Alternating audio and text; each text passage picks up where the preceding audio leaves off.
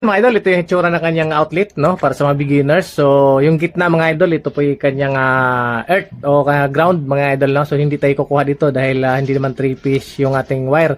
Line to line naman. So, dito gilid lang sa kabila, no. So, kahit magbaliktaran to, pwede, no. So, dito tayo magdudugtong, yan, magtatabi tayo ng isa dyan, saka dalawa dito, isa dito. So, dito tayo magpatakbo ng wire mga idol.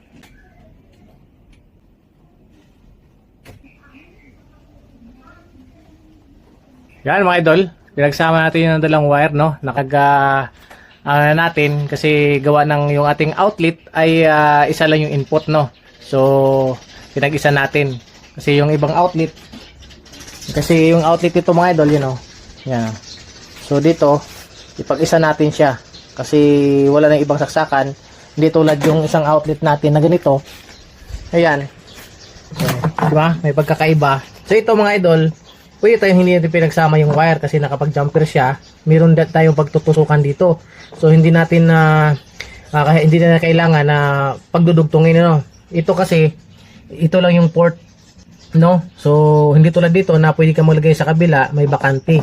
Ito wala, isa lang. So kaya pinag-isa natin yung isang wire, yung line to line para isang tusukan lang dito. Then mag-separate na siya papunta dito sa ating jumper sa kabilang outlet. So may pagkakaiba na outlet mga idol. Yan, oh.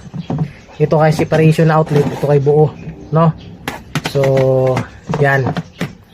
So, kaya ganun ang ginawa natin. Pinag-isa natin. Ayan. So, salpak na natin mga idol. So, ayan na mga idol. Ayan. Pinag-isa natin, no? Naka-screw lang yan. Hinihigpitan na natin. So, yan na. Kanyang hitsura mga idol. So, yan. Malinaw yung mga idol, ah. Yan, ganyan dapat. Ito, huwag mo na intindihin to kasi ground naman to, no? Yan, sa gitna. So, ito mga idol, break na natin. So, pasok natin dito sa may amco box niya. Yan. Yun. Ayun mga idol, nakakuha na tayo ng jumper dito, ano? Yan, dito natin pinalusot. So, okay na, nakapag-tap na tayo dyan. So, patatakbuhin na lang natin to dito sa baba. Dyan. Natin ilalagay para malapit sa TV, ano?